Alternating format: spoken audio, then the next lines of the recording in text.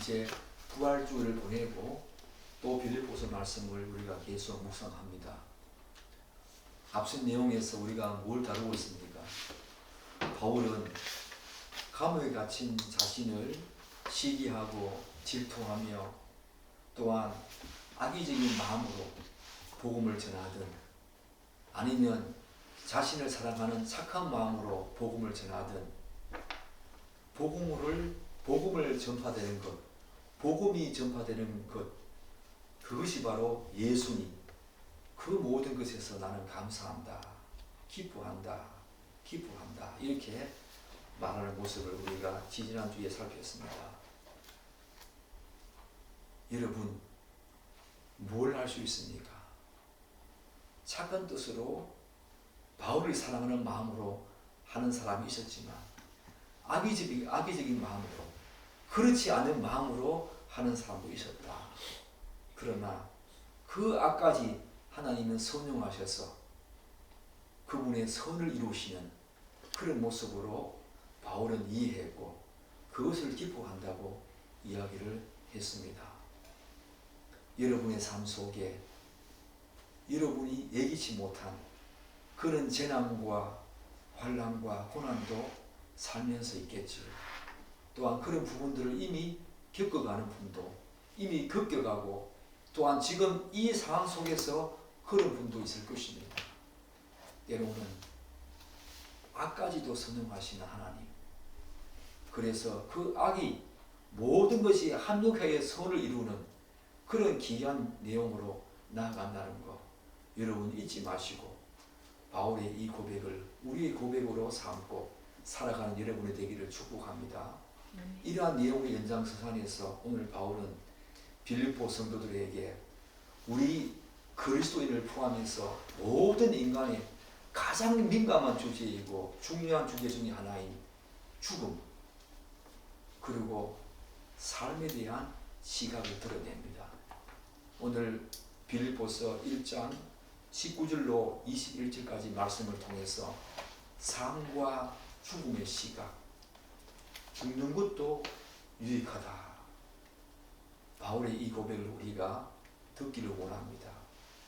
사랑하는 여러분, 바울은 이 본문에서 언제 죽을지 모르는, 그야말로 어쩌면 죽음이 바로 자신의 코앞에 와 있을지도 모르는 그런 상황을 감안할 때 삶과 죽음에 대한 이야기를 하는 이 바울의 모습은 정말 거짓이나 꾸밈이 전혀 없는 바울 자신의 솔직한 심경이라고 할 수 있겠지요.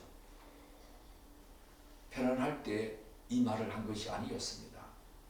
모든 것이 잘 될 때, 바울이 모든 것이 잘 풀리고 잘 될 때 이 말을 한 것이 아니었습니다. 지금 자신의 죽음이 코앞에 와 있는 로마 감옥에서 언제 죽을지 모르는 그런 상황 속에서 자신의 죽음에 대한 이야기, 삶에 대한 이야기를, 그것을 어떻게 바라보는가 사도 바울은 우리에게 전가하고 있는 것입니다. 사랑하는 여러분들은 예수 믿고 난 다음에 무엇이 변했습니까? 정말 그 이전에 나를 중심으로 자기 중심성으로 그렇게 살아왔던 여러분의 삶, 저의 삶이 아니었습니까? 오로지 눈에 보이는 것만 진실로 알고 눈에 보이는 것이 다인 줄로 알고 그렇게 이 땅을 살아온 우리의 삶 아니었습니까?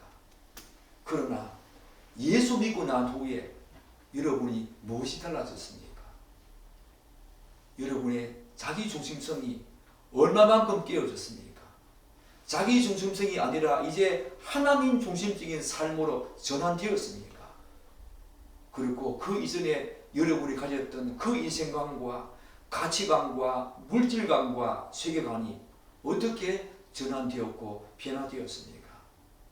특별히 죽음과 삶에 대한 여러분의 목적과 또한 시각이 얼마나 달라졌습니까?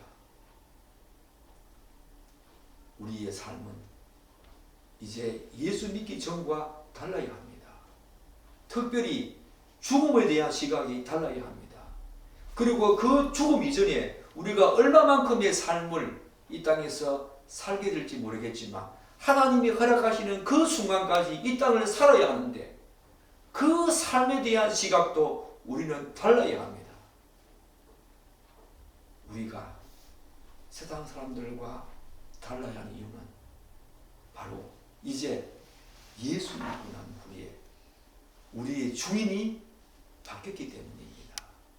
내가 이제 나의 삶의 주인이 아니라 내가 중심이 아니라 나를 구원해 주신 하나님의 아들 예수 그리스도, 그분이 나의 구주이시고 구세주이시며 나의 하나님이기 때문에 이제 그분을 바라보는 삶 속에서는 우리의 지난날의 모든 것들이 전환되어지고 변화되어지고 바뀌어야 하지요.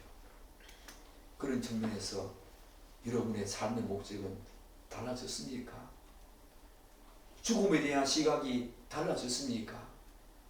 오늘 사도 바울이 죽음과 삶에 대해서 어떻게 말하고 있는가? 이런 시각이 여러분과 저에게도 있는가 살펴보아야 합니다. 자, 먼저 바울은 삶에 대해서 어떻게 말하는가? 사는 것에 대해서 어떻게 규정하고 있으며 어떻게 바라보는가? 21절 한번 보십시오. 이는 내게 사는 것이 그리스도니 죽는 것도 유익함이라. 바울이 지금 무슨 말을 하고 있습니까? 내게 사는 것이 그리스도라. 이렇게 말하고 있습니다. 이 말의 의미가 무엇입니까? 학자들마다 다양한 해석을 하지만 바울이 이 말을 통해서 가장 강조하고 싶은 지점이 있습니다. 그것은 뭐냐면 바울의 삶 자체가 내게 사는 것이 그리스도다. 이 말은 바울의 삶 자체가 바로 그리스도를 의미한다. 그런 내용이지요. 즉 그의 삶은 그리스도와 뗄래야 뗄 수 없는 그런 상황이다. 그리스도 안에서 자신의 삶이 요약되고 지박되어진다. 그런 의미입니다. 그의 삶의 시작과 과정과 결과가 바로 예수 그리스도 그분 안에서 이루어지는 것이고 그분으로 다 요약할 수 있다. 그렇게 지금 말하는 거지요. 사랑하는 여러분, 이 말의 의미를 다른 식으로 한번 표현해 볼까요? 여러분이 너무 잘 아는 그 미국의 16대 대통령 아브라함 링컨의 말, 그 위대한 연설을 한번 표현해 보면 바울의 삶은 그리스도에 의한 그리스도를 위한 삶이었습니다. 그의 삶은 그리스도를 따라가는 삶이었습니다. 또한 그리스도에 의한 삶이었습니다. 그리고 그리스도를 위한 삶이었습니다. 바로 내게 사는 것이 그리스도니 이 말은 그런 의미지요. 그리스도가 그의 삶의 전부였던 것입니다. 그의 삶을 한마디로 요약하면 바로 그리스도다라고 지금 이야기를 하고 있는 것입니다. 예수 그리스도가 바로 자신의 삶의 생기와 방향과 목적을 규정하고 부여한다는 것입니다. 그리스도 때문에 살고 그리스도 때문에 삶의 목적이 있는 것이고 그리스도 때문에 삶의 방향이 정해지는 것입니다. 그렇게 지금 사도 바울은 자신의 삶을 규정하고 있지요. 여러분은 예수 믿고 난 다음에 여러분도 그렇게 되었습니까? 예수 믿기 전에 사도 바울은 그런 사람이 아니었습니다. 우리가 너무 잘 알다시피 자기중심적으로 교만과 자기 자랑을 하면서 사는 사람이었습니다. 심지어 예수 믿는 사람을 잡아 죽이는 그런 일을 감당했던 그런 것에 너무나 열심이었던 사람 아니었습니까? 자기중심성으로 너무 자기의가 강한 자기의로 구원을 받고자 했던 그런 사람이었습니다. 그러나 예수 믿고 난 다음에 이렇게 달라졌다는 것입니다. 여러분은 어떻습니까? 저는 어떻습니까? 여러분의 삶은 여러분의 삶도 그리스도로 요약할 수 있습니까? 그리스도에 의한 그리스도를 위한 그런 삶 맞습니까? 예수 믿는 사람 삶은 그런 것입니다. 한 걸음 더 나아가서 바울은 죽음을 또 어떻게 이야기하고 있는가? 어떻게 바라보고 있습니까? 21절 한번 더 보십시오. 죽는 것도 유익합니다. 바울은 너무 위대한 고백을, 우리에게 너무 놀랄 만한 경이로운 고백을 합니다. 죽는 것도 유익하다. 대부분의 사람들과 심지어 예수를 믿지만 죽음에 대해서 불안해하고 두려워하는 그런 것에 사로잡혀 있는 사람들과 전혀 다른 시각과 모습을 지금 드러내고 있습니다. 우리는 죽음에 대한 바울의 이런 시각을 지금 그가 감옥에 갇혔기 때문에 언제 죽을지 모르기 때문에 자신의 삶에 대해서 모든 것을 체념하거나 혹은 포기하는 듯한 그런 말로 오해하면 안 됩니다. 어떤 사람들은 이렇게 말하지요. 삶이 너무 고달프고 힘들면 그저 그냥 죽었으면 좋겠다. 그런 말 하는 사람 가끔 있지 않습니까? 차라리 사는 것보다 죽는 것이 더 낫겠다. 바울의 지금 이 고백은 죽는 것이 내게도 유익하다. 이 말은 그런 체념과 그런 어떤 포기, 그런 상태가 아니지요. 그런 식의 말이 아닙니다. 그럼에도 불구하고 우리가 분명히 인정해야 할 것이 있습니다. 사도 바울의 이 말에서 그것은 바울이 지금 감옥에 있지 않습니까? 현재적으로 그가 겪고 있는 고통과 고난과 투쟁과 매맞음과 피로 등 온갖 종류의 궁핍과 또한 어려움, 위험이 그를 강력하게 둘러싸고 있다는 것은 우리가 분명히 인정해야 하고 알아야 합니다. 아마 그런 삶의 무게와 어려움 때문에 바울 하여금 이 말을 하게 하는 중요한 원인이 바로 그런 바울을 둘러싸고 있는 수많은 물리적인 환경들, 어려움들, 고난과 고통 때문에 이 말을 하게 했을 수도 있다. 우리는 그렇게 짐작할 수 있지요. 그래서 현재적인 자신의 삶이 참기 너무 어렵고 견디기가 너무 힘들기 때문에 현재적으로 그것을 벗어버리고 싶어서 그런 강한 인간적인 갈망에서 바울은 지금 죽는 것도 유익하다라고 말하고 있을지도 모르겠습니다. 그럼에도 불구하고 우리는 바울의 이 말 속에 담긴 중요한 포인트를 우리가 놓치면 안 된다는 것입니다. 그게 뭡니까? 바울은 그의 삶 자체가 내게 사는 것이 그리스도다. 그의 삶 자체가 예수 그리스도 그분을 의미했듯이 그의 죽음 또한 그리스도와 결코 뗄래야 뗄 수 없는 그런 관련성이 있다는 것을 지금 여기서 분명히 견지하면서 드러내고 있다는 것입니다. 그저 그냥 내 육체적인 고통이 너무 힘드니까 감옥에 갇혀있는 이 상황이 너무너무 힘드니까 견디기 힘들어서 죽는 것도 유익합니다. 이렇게 말하는 정도가 아니라는 것입니다. 즉 바울의 이 말은 죽음이 비록 자신을 현재적인 고통에서 벗어나게 해주는 하나의 중요한 방편이면 틀림없지만 그렇다고 하더라도 그 죽음이 결코 자신을 예수 그리스도로부터 떼어놓을 수 없다고 하는 그런 강한 확신, 신앙을 지금 드러내고 있는 것입니다. 그 속에 그 의미를 함의하고 있다는 것입니다. 우리는 가끔 이런 말을 들을 때가 있지요. 그리고 이런 말을 가끔 하기도 합니다.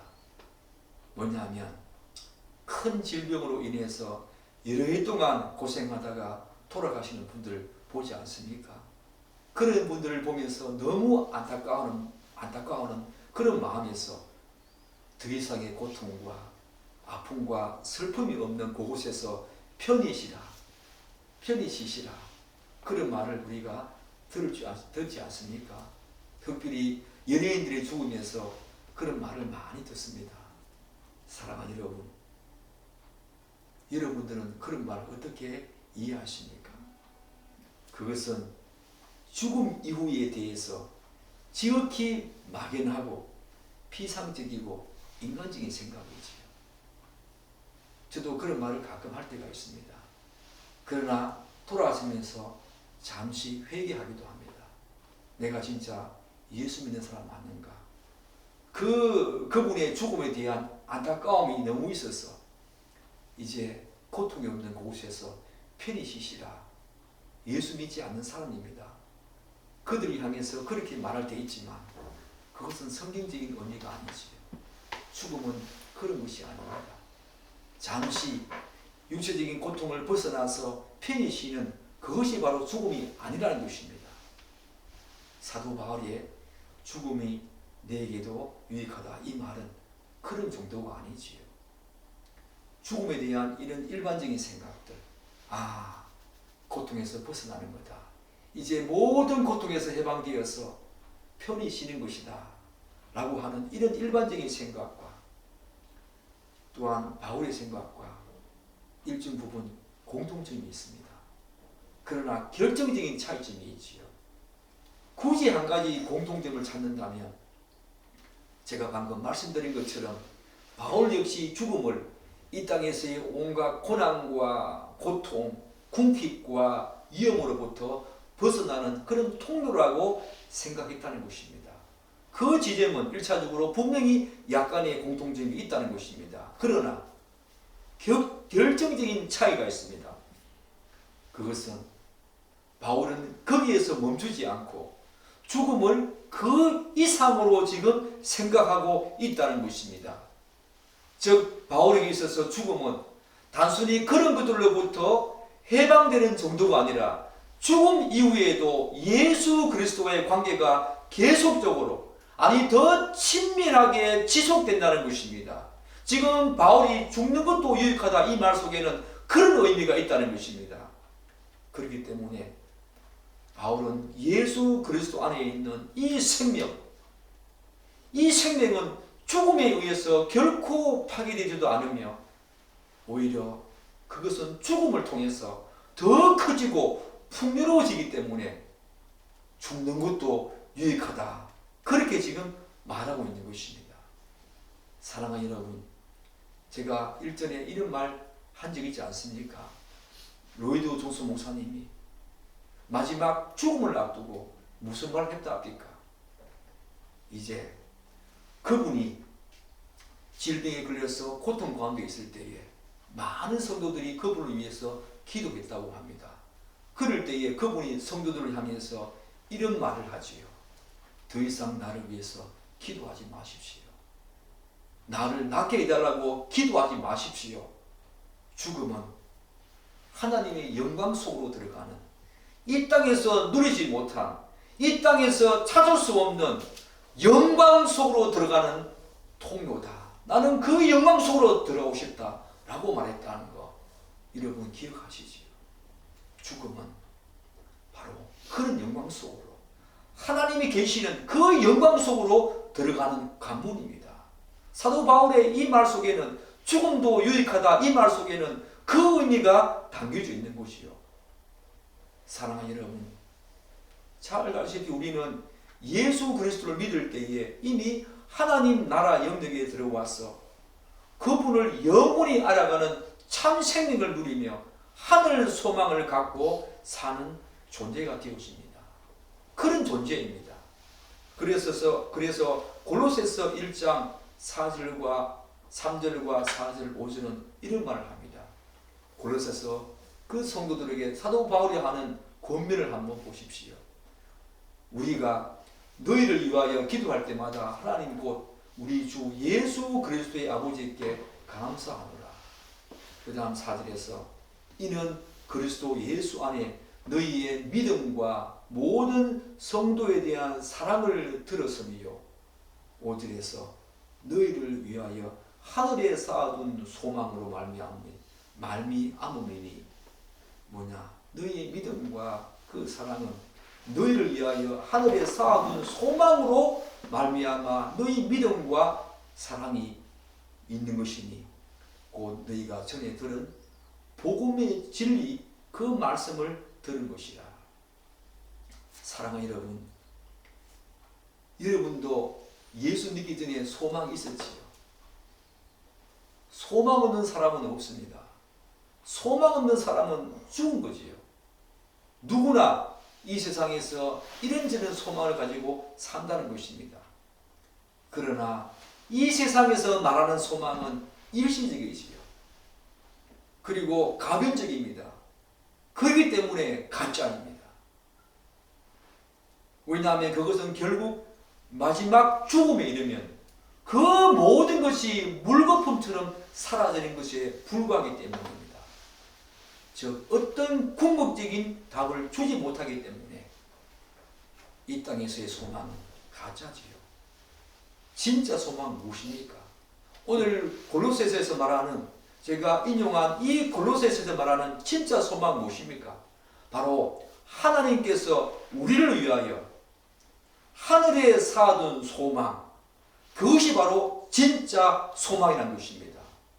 우리가 쌓아둔 것이 아니라 너희를 위하여 하늘에 쌓아둔 소망, 하나님이 우리를 위하여 하늘에 쌓아둔 소망이 있다는 것입니다. 그 소망은 하나님께서 우리를 위해서 쌓아둔 것이기 때문에 가변적이지 않습니다. 영원합니다. 불변합니다. 너무 소중합니다. 너무 영광스럽습니다. 여러분 그 소망 아십니까?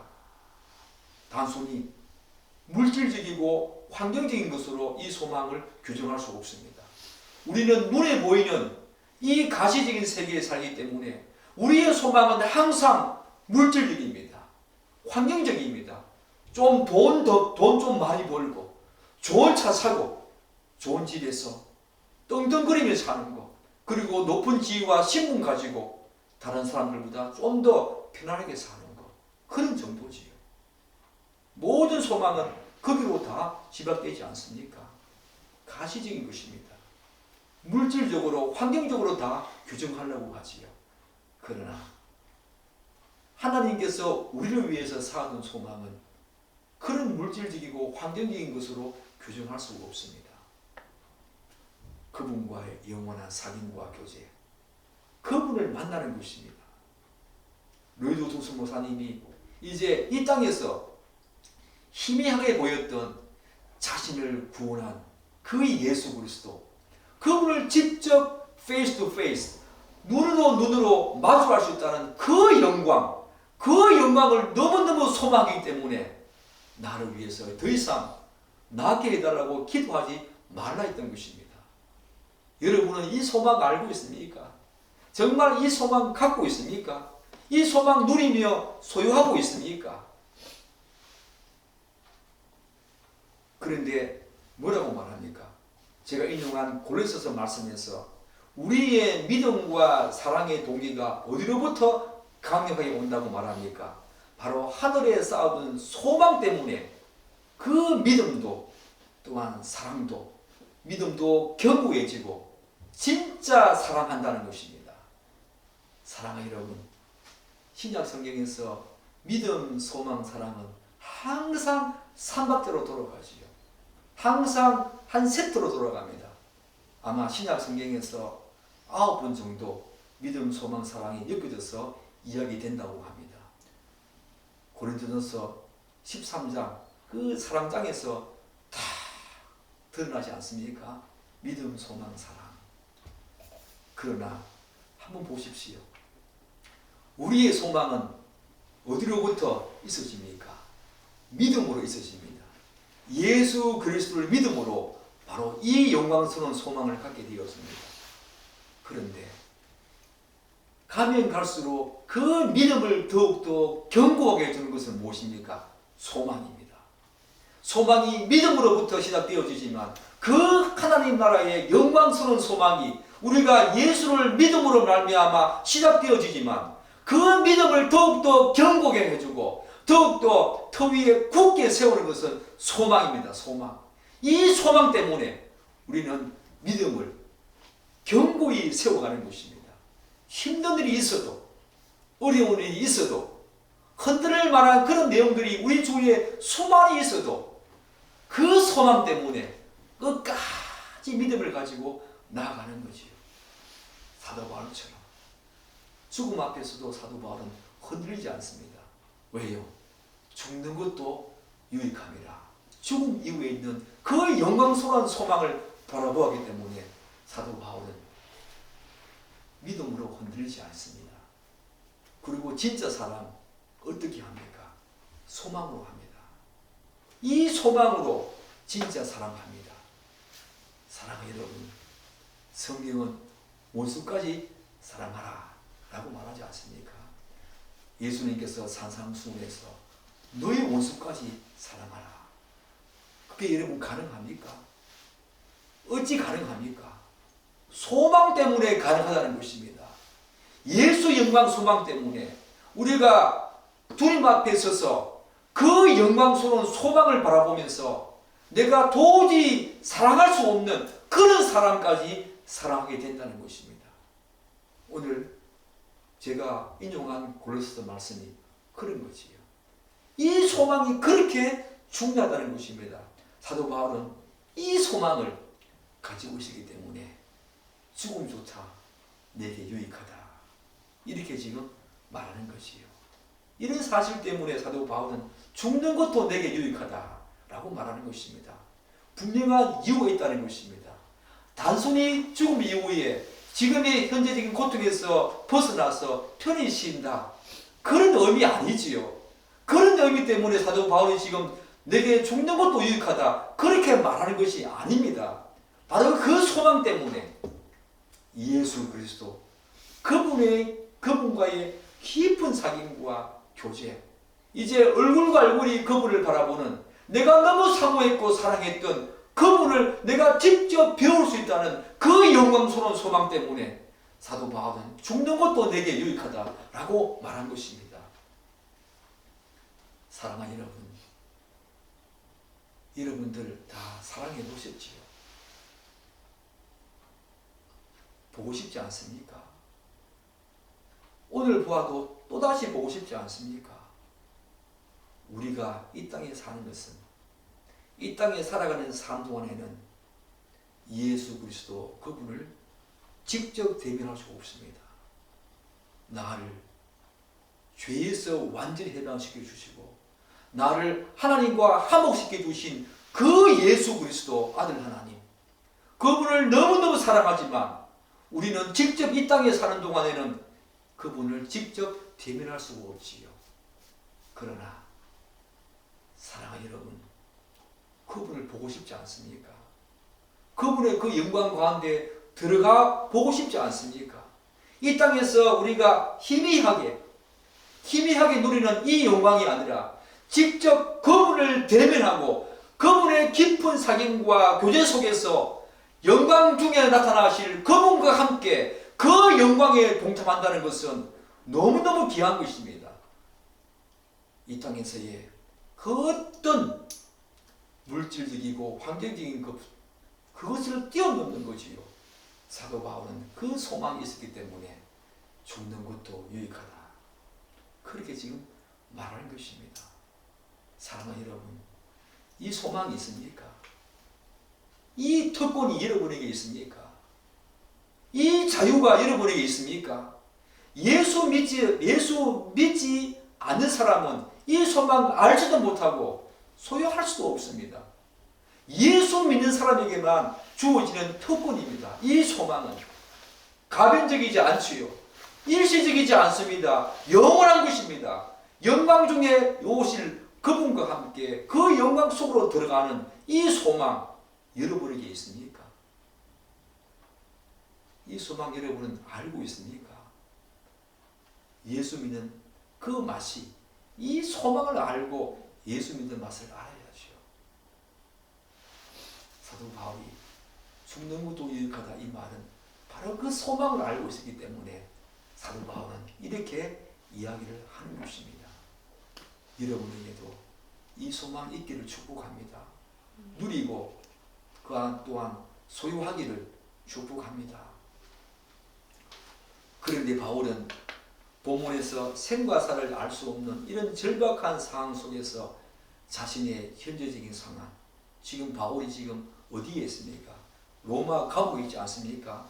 이런 현재적인 상황이 어떻게 되리라고 확신하고 있습니다. 자, 우리 19절 한번 보십시오. 우리 19절 함께 읽겠습니다. 이것이 너희의 간구와 예수 그리스도의 성령의 도우심으로 나를 구원에 이르게 할 줄 아는 거로. 바울은 현재적인 상황에서 구원에 이를 줄을 안다. 안다라는 말은 좀 더 나아가서 확신한다. 그런 말입니다.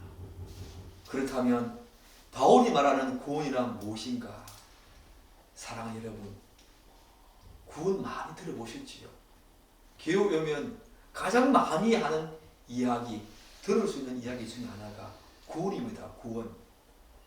성경에서 말하는 이 구원, 오늘 헬라어는 소테리아라고 하는데, 이 구원을 말할 때 성경은 많은 경우에 종말론적인 구원, 최후의 심판대 앞에 섰을 때에 하나님으로부터 받는 영원한 구원, 영생의 구원을 말할 때가 많이 있습니다.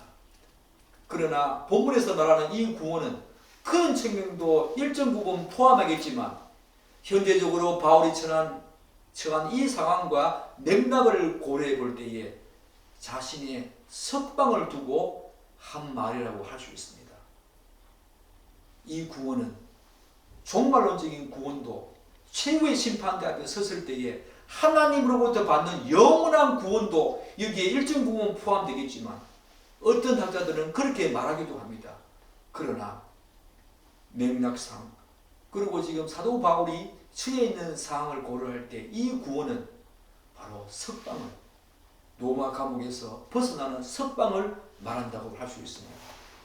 그러니까 바울은 지금 빌립보 성도들의 뭐 때문에? 간구 때문에, 기도 때문에, 그리고 성령의 도우심으로 말미암아 자신이 석방될 것, 혹은 자신의 현재적인 상황이 유리하게 전개될 것을 확신한다. 그렇게 말하고 있는 것입니다. 사랑하는 여러분, 우리가 어려움에 처했을 때에 오늘 사도 바울을 한번 보십시오. 자신도 얼마나 많은 기도했겠습니까? 하나님의 뜻을 구하면서 이 어려움에서 하나님이 하실 수만 있다면 구원해 달라고 기도하지 않았겠습니까? 그런데 오늘 사도 바울은 자신의 석방을 확신하면서 무엇 때문에 자신의 석방을 확신한다고 지금 알고 있다고 말합니까? 성도들의 강구입니다. 그리고 성령의 도우심입니다. 이것을 우리가 한번 생각해 볼 문제입니다. 성도들의 중보 기도가 그렇게 중요하다는 것입니다. 함께 한 몸 된 지체들, 교회 안에 한 공동체인 지체들의 그 기도가 여러분의 구원에, 여러분의 삶의 어려움들과 곤란과 또한 여러분이 처한 그 상황 속에서 구원을 얻는 것에 너무 귀한 것이 바로 성도들의 간구, 중보 기도라는 것입니다. 사도 바울은 빌립보 성도들의 간구 때문에, 그리고 하나 더 뭡니까?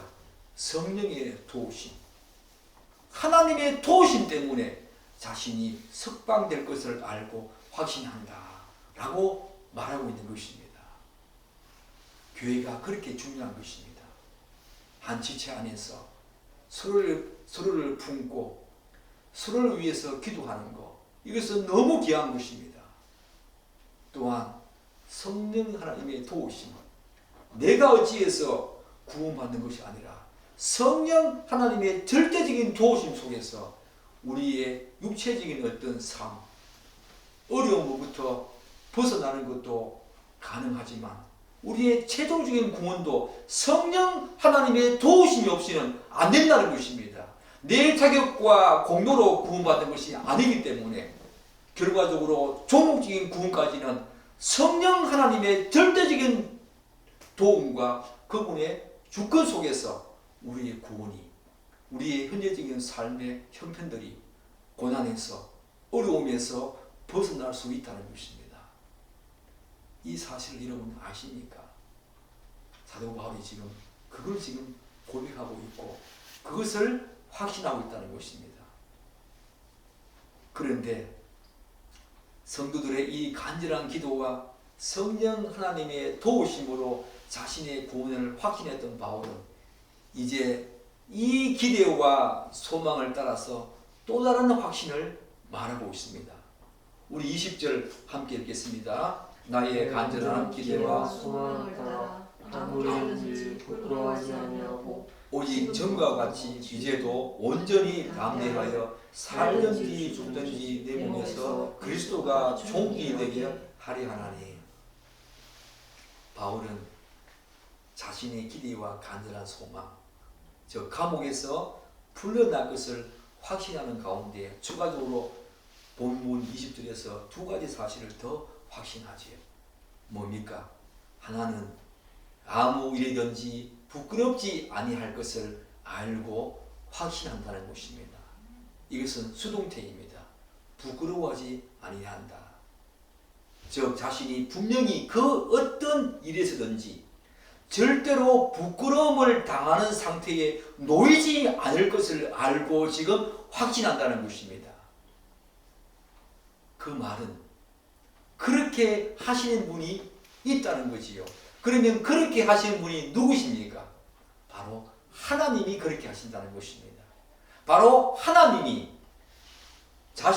바울 자신의 능력과 노력과 자기 언변으로 그렇게 되는 것이 아니라 하나님께서 당신의 은혜와 능력으로 결코 사도 바울이 부끄러움을 당하는 상태에 놓이지 않게 하신다.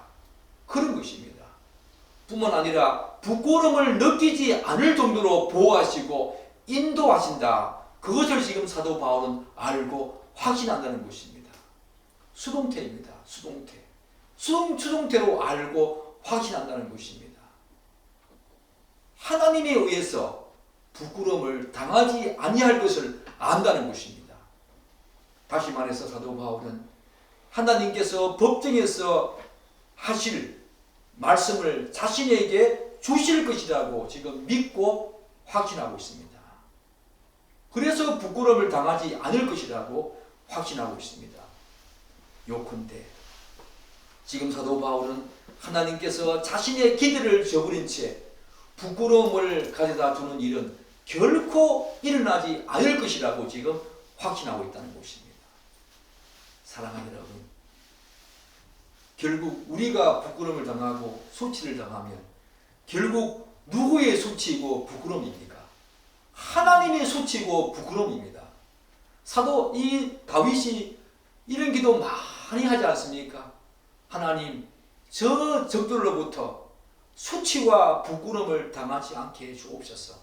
시편을 보십시오. 그런 기도 많이 있습니다. 그런데 다윗이 그렇게 고백하면서 말한 그런 이유가 뭡니까? 내가 다윗 자신이 적으로부터 수치와 부끄러움을 당하면 결국 존귀하신 영광스러운 하나님 자신이 수치와 부끄러움을 당하지 않습니까?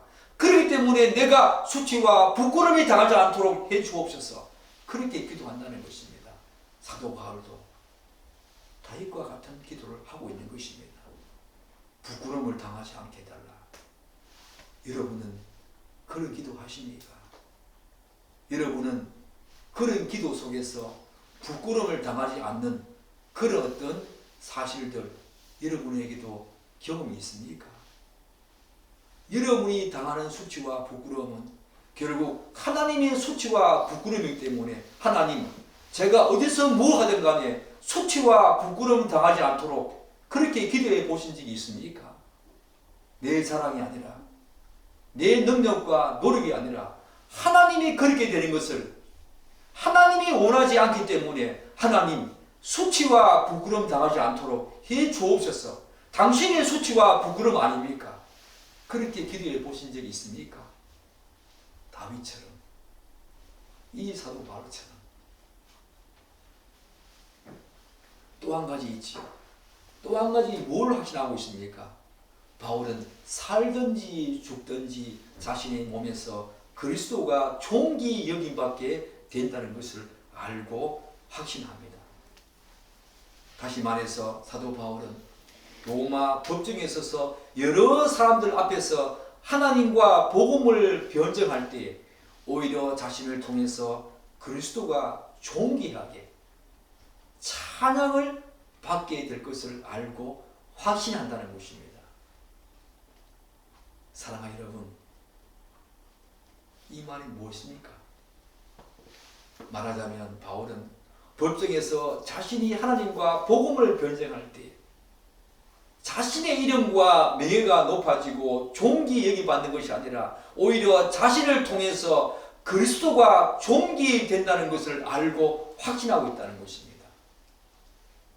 예수 그리스도를 몰랐던 사람들이 바울을 통해서 바울이 전거하는 그 복음과 변증을 통해서 예수를 알게 되고 결국 그들이 예수 그리스도를 찬양하게 될 것을 지금 사도 바울은 알고 확신하고 있다는 것입니다. 철저하게 사도 바울은 살든지 죽든지 예수 그리스도를 위한 그 자신의 삶이 도구요 수단으로 지금 여기고 있다는 것입니다. 바울의 삶의 목표는 한 가지였습니다. 살든지 죽든지 오직 그리스도, 그분께 찬양을 올려드리는 것, 그분께 영광 되어지는 삶, 그 삶이 사도 바울의 한 가지 삶의 목표였던 것입니다. 그것을 지금 확신하고 있다는 것입니다.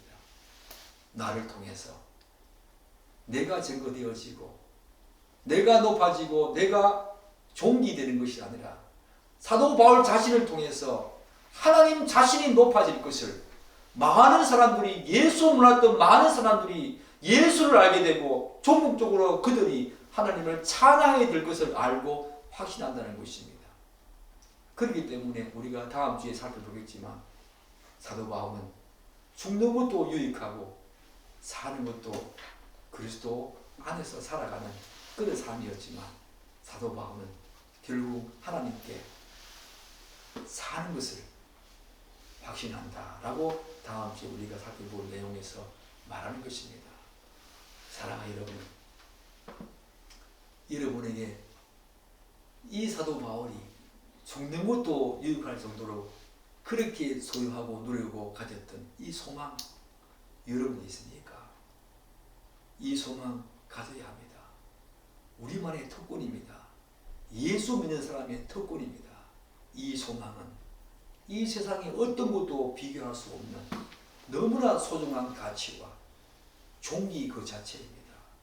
예수 그리스도, 그분의 영광 속으로 완전히 들어가는, 그분과 이제 면대면으로 그분의 영광을 직접 바라볼 수 있는, 이 땅에서 희미하게 바라보았던 그 영광을 실제로 대면하면서 바라보는 그 영광 중에 오실 하나님의 아들 예수 그리스도, 그분과 함께 영광 중에 들어가는, 영광에 동참하는 그런 소망인 것입니다.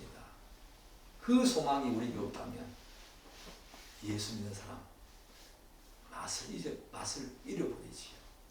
이것이 바로 예수 믿지 않는 사람들과 구별되어야 되는 우리의 삶의 존재인 것입니다. 이 소망 가지고 믿음 더욱더 견고히 하고 형제를 사랑하며 내게 죽는 것도 유익하다. 이 삶을, 이 사도 바울의 삶을 우리의 삶으로 또한 녹여내는 여러분이 되시기를 간절히 기도하고 축복합니다. 기도하겠습니다.